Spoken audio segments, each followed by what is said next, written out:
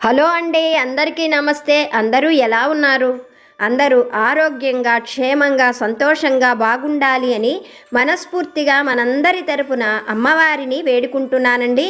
మీ అందరికీ ఒక చిన్న రిక్వెస్ట్. కొత్తగా మన ఛానల్ని చూస్తున్నట్లయితే ఛానల్ని సబ్స్క్రైబ్ చేసుకోండి. వీడియోని పూర్తిగా చూడండి. వీడియో నచ్చితే ఒక లైక్ చేయండి, సపోర్టు చేయండి. నన్ను సపోర్టు చేస్తున్న ప్రతి ఒక్కరికి కూడా పేరు పేరున నా హృదయపూర్వక ధన్యవాదాలు. అలాగే మనం కోరుకుంటున్న ప్రతి ఒక్క కోరికను బాబాగారు వింటున్నారు. తప్పకుండా ఆ సాయి సమర్థులు మన ప్రతి అవసరాన్ని కూడా తీరుస్తారు. మీ అందరి కోసం నేను కూడా బాబాగారిని మనస్ఫూర్తిగా మనందరి తరపున వేడుకుంటున్నాను. ఈరోజు బాబాగారు ఒక మంచి సందేశాన్ని మనకి అనుగ్రహిస్తున్నారు. తల్లి, నువ్వు అడుగుతున్న ఒక గొప్ప కోరికను నేను తీర్చబోతున్నాను. నువ్వు నమ్మకంతో ఉండు.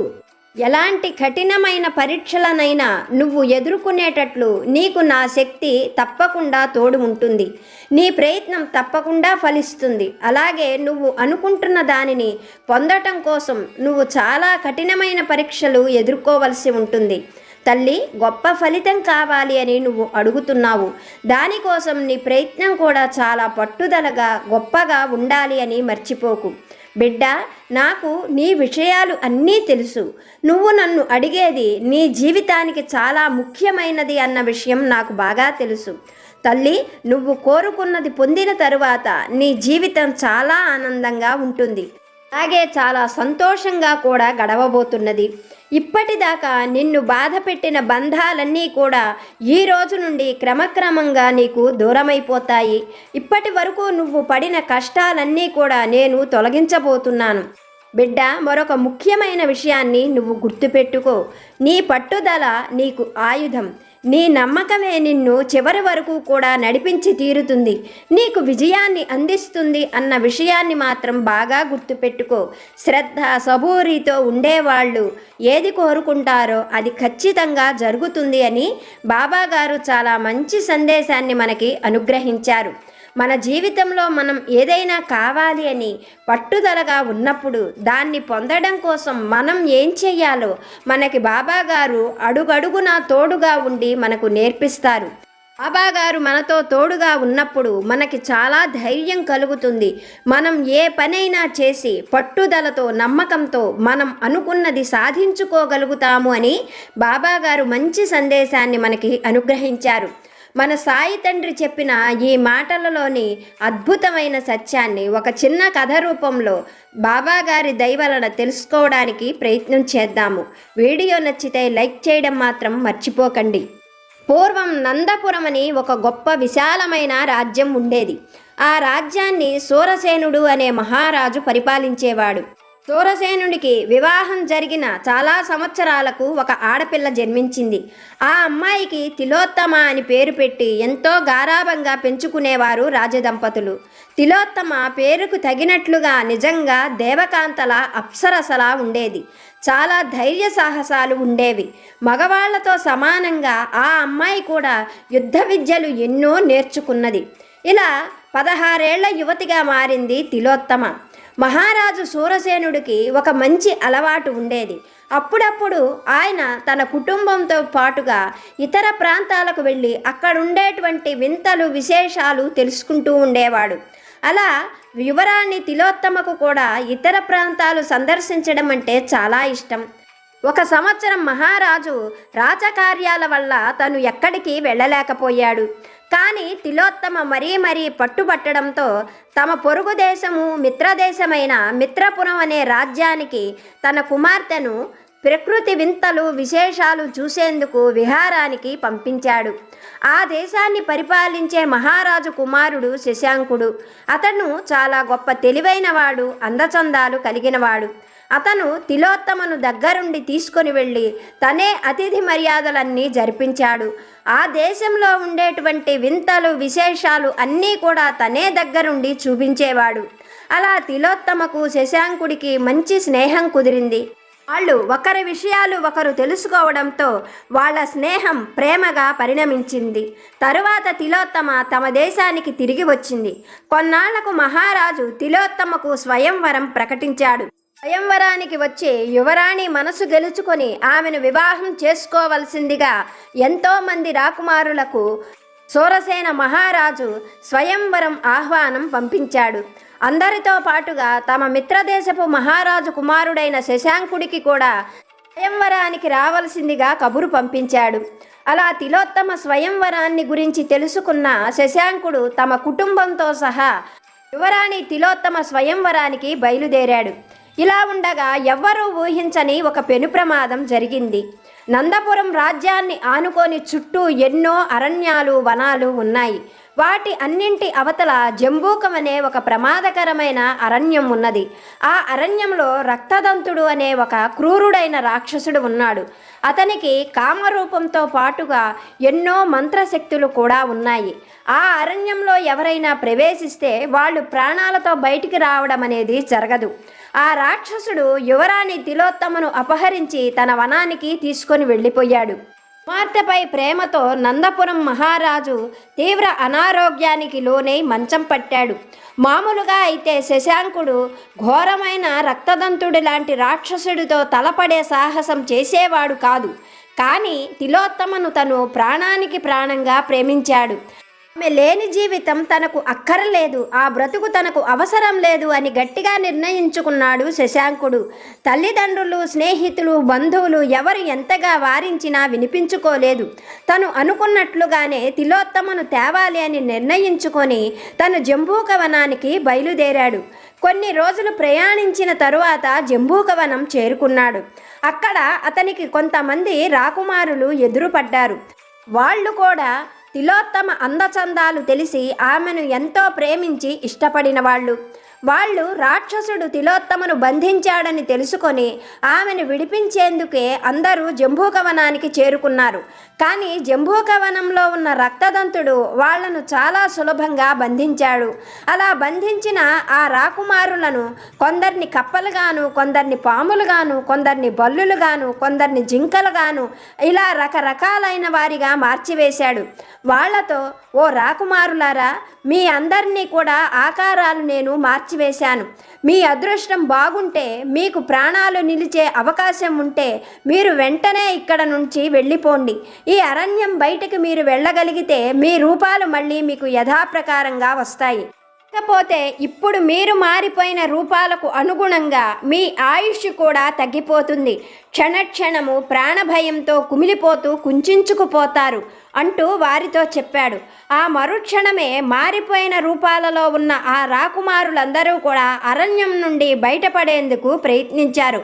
అలా ప్రయత్నించిన చాలామందిలో కొంతమంది పాములకు ఆహారంగా మారిపోయారు, కొంతమంది అడవి జంతువుల కాళ్ల కింద పడి చనిపోయారు, కొంతమంది వేటగాళ్ల బాణాలకు చనిపోయారు, కొంతమంది వేటగాళ్ల ఉచ్చులో పడి చనిపోయారు.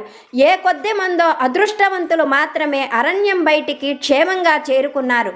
అలా అరణ్యం బయటికి చేరుకున్న రాకుమారులకు మళ్ళీ వాళ్ళ రూపాలు యథాప్రకారంగా వచ్చాయి. అప్పుడు రక్తదంతుడు వారితో, సంవత్సర కాలం పాటు మీరు ఈ అరణ్యం వెలుపలే ఉండాలి. ఎవరు ఈ అరణ్యంలోకి రాకుండా ఉండేటట్లుగా మీరే వారిని హెచ్చరించాలి అని ఆజ్ఞాపించాడు. ఆ అరణ్యం బయట ఉన్న ఆ రాకుమారులు శశాంకుణ్ణి చూస్తూ అందరూ ముక్తకంఠంతో, ఓ రాకుమారా, నువ్వు ఇక్కడ నుండి ఇప్పుడే తిరిగి వెనక్కి వెళ్ళిపో. నువ్వు తిలోత్తమను మర్చిపోయి ఆనందమైన జీవితం గడుపు. రక్తదంతుణ్ణి ఎదిరించేటువంటి రాకుమారుడెవరూ కూడా ఈ భూమి మీద లేడు. బ్రతికి ఉంటే బలుసాకు తిని మరొక జీవితాన్ని ఆనందంగా గడపవచ్చు. మాలాంటి కష్టాలను నువ్వు కొని తెచ్చుకోకు. ఇప్పుడే నీ క్షేమం కోరి చెప్పే మా మాటలు విని ఇక్కడ నుండి ఇటే తిరిగి వెళ్ళిపో అంటూ ఆ రాకుమారులందరూ ఏకకంఠంతో శశాంకుడికి ఉన్న విషయాన్ని చెప్పారు. వారి మాటలు విన్న శశాంకుడు వారితో, రాకుమారులారా, మీరు చెప్పింది నిజమే కావచ్చు, కానీ మీకు నాకు ఒక తేడా ఉన్నది. మీరు ప్రాణాలతో బ్రతికి ఉంటే చాలు అనుకుంటున్నారు. నేను నా ప్రాణప్రదంగా ప్రేమించిన తిలోత్తమే నా బ్రతుకు, ప్రాణము అని అనుకుంటున్నాను. కనుక నేను అరణ్యంలోకి వెళ్ళి నా తిలోత్తమును తెచ్చుకోవడానికి ప్రయత్నం చేస్తాను అంటూ వారు ఎంత వారించినా వినకుండా శశాంకుడు అరణ్యంలోకి నడిచాడు. ఆ భీకరమైన అరణ్యంలో ఆకాశాన్నంటే పెద్ద పెద్ద మహావృక్షాలు, భయంకరమైన ముళ్ళ కంపలు, ఏవేవో జంతువులు తిరగాడుతూ ఉన్నాయి. అలా శశాంకుడు కొంత దూరం ప్రయాణించాడు. అతను ఎక్కువ దూరం ప్రయాణించే అవసరం రాలేదు. ఇంతలో ఎవరో వెనక నుండి అతని కళ్ళను గట్టిగా మూసివేశారు. అతను తన కళ్ళను విడిపించుకోవడానికి చాలా గట్టిగా ప్రయత్నం చేసి గింజుకున్నాడు. ఇంతలో అతని కళ్ళపై చేతులు తీయగానే అతని ముందు ఒక మహాకాయుడు నిలబడి ఉన్నాడు. అతని కళ్ళు చండ్ర నిప్పుల్లా కణకణలాడుతున్నట్లుగా కనిపించాయి. అతని నోటి నుండి 2 దంతాలు బయటకు పొడుచుకొని వచ్చాయి. అతని తలపైన రాగి తీగల వలె జుట్టు మెరుస్తూ ఉన్నది. అప్పుడు ఆ మహాకాయుడు శశాంకుడిని చూస్తూ, ఓ రాకుమారా, నా పేరు రక్తదంతుడు. నీకు అరణ్యం వెలుపల ఉన్న రాకుమారులు జరిగిన విషయమంతా చెప్పి హెచ్చరించే ఉంటారు. అయినా కానీ నువ్వు ధైర్యం చేసి ఈ అరణ్యంలోకి వచ్చావు అంటే నీ సాహసం మెచ్చదగినదే. నన్ను చంపగలననేనా నీ ధైర్యం అంటూ నవ్వుతూ అడిగాడు రక్తదంతుడు. ఆ మాటలకు శశాంకుడు, నిన్ను చంపాలి అన్న ఆలోచన నాకు లేదు. నేను ప్రేమించిన తిలోత్తమను దక్కించుకోవడం కోసం, నా ప్రేమను బ్రతికించుకోవడం కోసం మాత్రమే ఇక్కడికి వచ్చాను అని చెప్పాడు. శశాంకుడి మాటలు వింటున్న రక్తదంతుడు, నీ ప్రేమ నీ ప్రాణాలు తీస్తుంది. నీకు మర్యాదగా చెప్తున్నాను, ఇక్కడ నుండి వెనక్కి వెళ్ళిపో. నేను నిన్ను ఏమీ చెయ్యను అని చెప్పాడు. ఆ మాటలకు శశాంకుడు, నేను ప్రేమించిన తిలోత్తమ కావాలి. నాకు తిలోత్తమ లేకుండా నా ప్రాణాలు అక్కర్లేదు అని గట్టిగా చెప్పాడు శశాంకుడు. అతడిని మెచ్చుకోలుగా చూస్తున్న రక్తదంతుడు, అలా అయితే నీకు నీ తిలోత్తమ దొరికే ఉపాయం నేను చెప్పగలను. కానీ దానికన్నా ముందు నువ్వు సలసలా కాగుతున్న నూనెలో స్నానం చేయవలసి ఉంటుంది. అందుకు నీకు ఇష్టమైతే చెప్పు, లేకపోతే ఇప్పుడే నేను నిన్ను కప్పగా మారుస్తాను. నువ్వు కప్పగా మారిన తరువాత ఏ పాముకి ఆహారం కాకుండా నీ శక్తి కొద్దీ ఎగురుకుంటూ ఈ అరణ్యం బయటికి వెళ్ళగలిగితే నీకు మళ్ళీ నీ యథారూపం వస్తుంది అంటూ పలికాడు రక్తదంతుడు. అతడి మాటలు వింటున్న శశాంకుడు, నేను సలసలా కాగే నూనెలో స్నానం చేసేందుకు సిద్ధంగా ఉన్నాను అని చెప్పాడు. ఆ మాటలు విన్న రక్తదంతుడు శశాంకుణ్ణి తన చేతిలోకి తీసుకొని అరణ్యంలోకి వెళ్ళిపోయాడు. ఆ అరణ్యంలో ఒక పెద్ద గొయ్యి నిండా కట్టెలు కణకణ మండుతూ ఉన్నాయి. వాటిపైన ఒక రాగి గుండిగ నిండా నూనె పోసి ఉంది. ఆ నూనె సలసలా కాగుతూ ఉన్నది. ఆ నూనె నుండి వేడివేడిగా సెగలు వస్తూ ఉన్నాయి. రక్తదంతుడు శశాంకుణ్ణి ఆ నూనెపైకి తీసుకొని వెళ్ళి, ఓ రాకుమారా, ఇప్పటికైనా మించిపోయింది లేదు. నా మాట విని కప్పగా మారి వెనక్కి తిరిగి వెళ్ళిపోతావా, లేక వేడి వేడి నూనెలో స్నానం చేస్తావా? నిర్ణయం నీదే అంటూ అడిగాడు రక్తదంతుడు. ఆ మాటలకు శశాంకుడు, నేను ఇందాకే చెప్పాను, నేనింక నిర్ణయం మార్చుకోను అంటూ గట్టిగా చెప్పాడు. వెంటనే రక్తదంతుడు శశాంకుణ్ణి సలసలా మరుగుతూ ఉన్న ఆ నూనెలోకి జారవిడిచాడు. మరుక్షణంలోనే శశాంకుడి శరీరమంతా వేడి బొబ్బలు పొక్కటంతో శశాంకుడు పెద్ద పెద్దగా కేకలు వేయసాగాడు. ఆ కేకలు వింటున్న రక్తదంతుడు గుండెగలోకి తొంగి చూశాడు, కానీ అతనిలో ఏ చలనమూ లేదు. ఆ వేడి నూనెలో శశాంకుడు చాలాసేపు కేకలు పెడుతూ కొట్టుకుంటూ నిర్జీవంగా మారిపోయాడు. అలా అతను నిర్జీవంగా మారిపోయిన తరువాత రక్తదంతుడు ఏదో మంత్రాన్ని ఉచ్చరించాడు. కొన్ని క్షణాలలోనే అక్కడ కట్టెలు, గుండిగా అన్నీ మాయమైపోయాయి. మళ్ళీ శశాంకుడు యథాప్రకారంగా పూర్వరూపంతో అక్కడ నిలబడి ఉన్నాడు. అప్పుడు రక్తదంతుడు శశాంకుణ్ణి చూసి తృప్తిగా తలాడిస్తూ, ఓ రాకుమారా, నీ ప్రాణాలు పోలేదు. కానీ నీకు ప్రాణాంతకమైన ఈ వేడి నూనెతో నువ్వు వారం రోజుల పాటు ఇలా స్నానం చేయవలసి ఉంటుంది. అప్పుడే నేను నీకు నీ తిలోత్తమ దొరికే ఉపాయం చెబుతాను.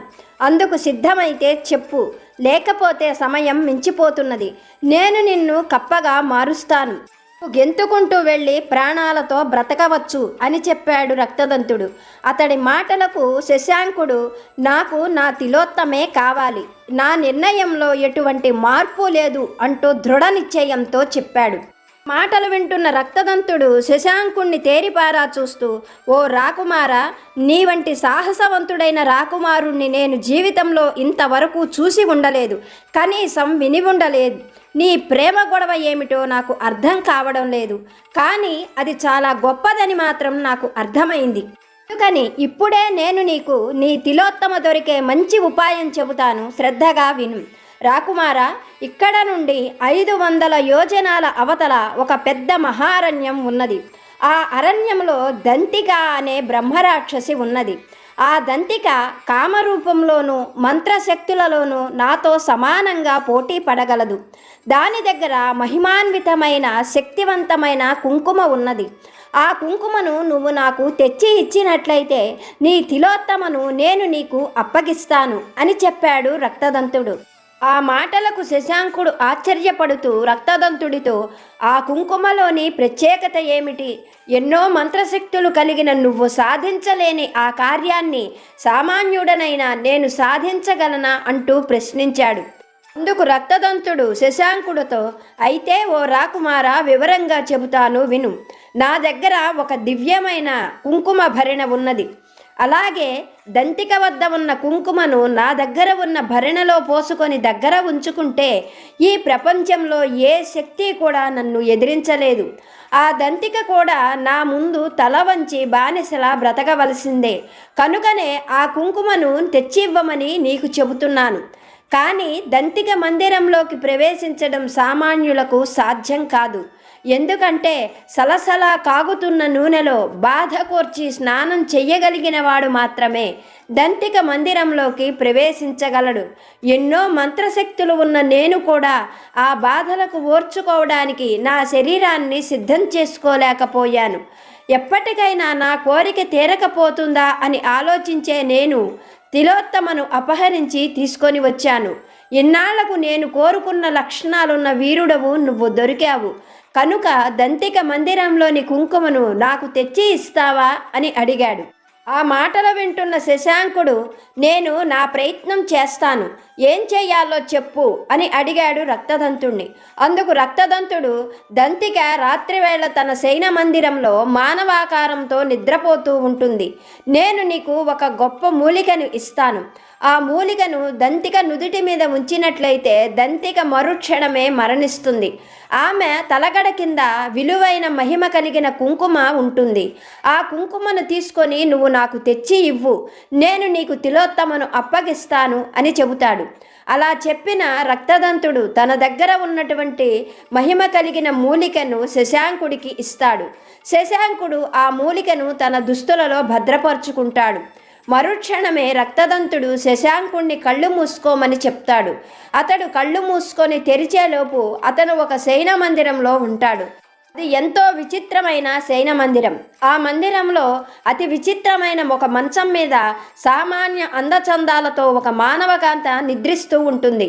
ఆమెను చూడగానే శశాంకుడికి దంతిక అని అర్థమవుతుంది.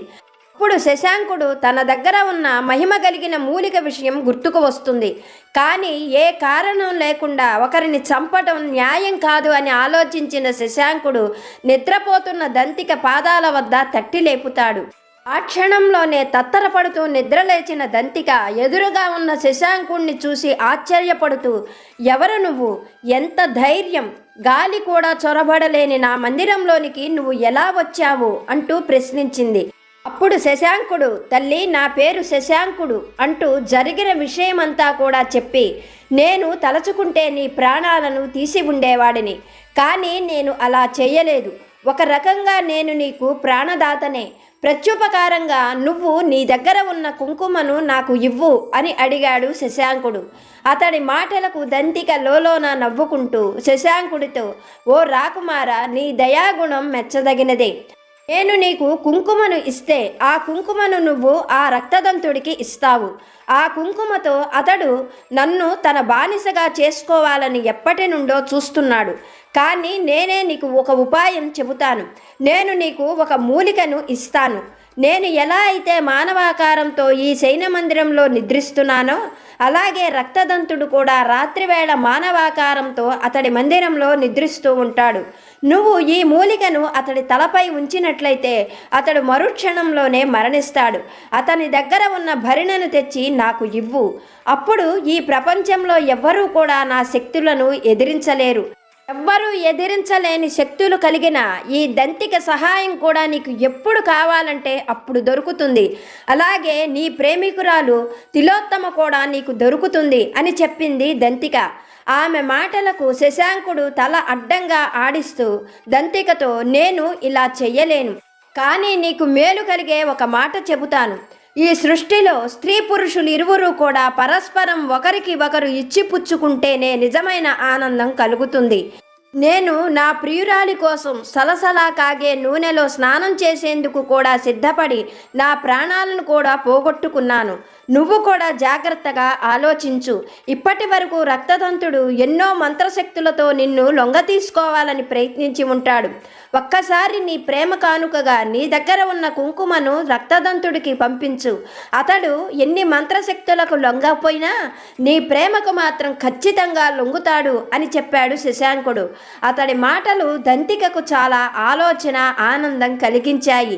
వెంటనే దంతిక తన తలగడ కింద ఉన్న మహిమ కలిగిన ఆ కుంకుమను శశాంకుడికి ఇస్తూ, ఇది నా ప్రేమ కానుక అని రక్తదంతుడితో చెప్పు. అతడిని నేను వివాహం చేసుకునేందుకు సిద్ధంగా ఉన్నాను అంటూ అక్కడ నుండి శశాంకుణ్ణి రక్తదంతుడి వద్దకు పంపించింది. తిరిగి తన వద్దకు వచ్చిన శశాంకుణ్ణి చూసి రక్తదంతుడు ఎంతగానో సంతోషించాడు. శశాంకుడు తనకు దంతికకు మధ్య జరిగిన విషయాలన్నీ కూడా రక్తదంతుడితో చెబుతూ, ఇప్పటి వరకు నువ్వు ఎన్నో మంత్రశక్తులను సంపాదించావు, దంతికను లొంగ తీసుకోవాలని ఎన్నో రకాలుగా ప్రయత్నించావు, కానీ అవేవి కూడా నీకు సంతోషాన్ని, సౌఖ్యాన్ని ఇవ్వలేకపోయాయి. కానీ ఒక విషయం అయితే నేను నీతో చెప్పగలను. నువ్వు దంతికను వివాహం చేసుకో. అప్పుడు ఆమె దగ్గర ఉన్న ఈ కుంకుమ, నీ దగ్గర ఉన్న భరిణ రెండూ ఒక్కటవుతాయి. ఈ ప్రపంచంలో ఒకరికి ఒకరు ఇచ్చిపుచ్చుకొని సంతోషాన్ని పంచగలిగేది ప్రేమ ఒక్కటే. ఎన్ని మంత్రశక్తులు ఉన్నా నీకు సౌఖ్యాన్ని, ఆనందాన్ని ఇవ్వలేవు. ఆ దంతిక నీ దగ్గర ఉంటే నీకు కలిగే ఆనందం నేను మాటలలో చెప్పలేను. మీరిరువురు వివాహం చేసుకోండి అంటూ మంచి సలహా ఇచ్చాడు శశాంకుడు. అతని మాటలు రక్తదంతుడికి కొత్త ఆనందాన్ని, సంతోషాన్ని కలుగజేశాయి. వెంటనే రక్తదంతుడు తన బందీగా ఉన్న తిలోత్తమను శశాంకుడికి అప్పగించి, మా దంపతులిరువురం మీ వివాహానికి వస్తాము అని చెప్పి వారిని అడవి బయట విడిచిపెట్టాడు. అప్పటి వరకు అడవి బయట కాపలాగా ఉన్న రాకుమారులందరూ వారిద్దరిని చూసి ఎంతగానో సంతోషించారు. అరణ్యం లోపల జరిగిన విషయాలు తెలుసుకున్న రాకుమారులు శశాంకుడితో, నువ్వు చాలా తెలివైన వాడవు అనుకున్నాము. నువ్వు నీ స్వార్థం చూసుకున్నావు, కానీ నీకు దొరికిన అవకాశాన్ని సద్వినియోగం చేసుకోలేదు. నీకు ఆ రాక్షసుడు మూలికను ఇచ్చినప్పుడు దంతికను సంహరించి ఉండవలసింది, కానీ నువ్వు అలా చెయ్యకుండా వాళ్ళను విడిచిపెట్టావు. వాళ్ళ వల్ల ఇంకా ఎన్ని పెను ప్రమాదాలు రాబోతున్నాయో అంటూ రాకుమారులు కలవరపడసాగారు. ఇప్పుడు శశాంకుడు వారిని చూస్తూ, మిత్రులారా, ఇంక నుండి మీరు భయపడవలసిన అవసరం లేదు. ఇంకా ఆ రాక్షసుల దంపతుల వల్ల మనకు ఎటువంటి నష్టము కలగదు. వారి వల్ల ఇంకా ముందు ముందు మనకు మేలే జరుగుతుంది. మీరు ఎవ్వరూ భయపడకుండా మీరు తిరిగి వెళ్ళిపోండి, మా వివాహానికి రండి అంటూ తిలోత్తమను తీసుకొని శశాంకుడు తను రాజధానికి బయలుదేరి వెళ్ళిపోయాడు. కొన్నాళ్లకు రక్తదంతుడి దంపతుల నుండి శశాంకుడి దంపతులకు ఒక చక్కని ఊయల, అలాగే తాము లోక కళ్యాణం కోసం మానవులకు మేలు చేస్తాము అంటూ ఒక వాగ్దాన పత్రము కూడా అందాయి. బాబాగారు మనకి చెప్పేటువంటి మాట ఇదే, తల్లి, నమ్మకంతో ధైర్యంగా పోరాడితే నీ ప్రేమను నువ్వు గెలవగలుగుతావు. నేను నీకు ఎప్పుడూ సహాయంగానే ఉంటాను అని బాబాగారు చాలా మంచి సందేశాన్ని, ప్రేమపూర్వకమైన ఆశీర్వాదాన్ని మనకి అనుగ్రహించారు. ఓకే ఫ్రెండ్స్, ఇప్పటి వరకు వీడియో చూసిన మీ అందరికీ పేరు పేరున నా హృదయపూర్వక ధన్యవాదాలు. మరొక మంచి వీడియోతో బాబాగారి ఆశీస్సులతో మళ్ళీ కలుసుకుందాం. సర్వే జన సుఖినో భవంతు.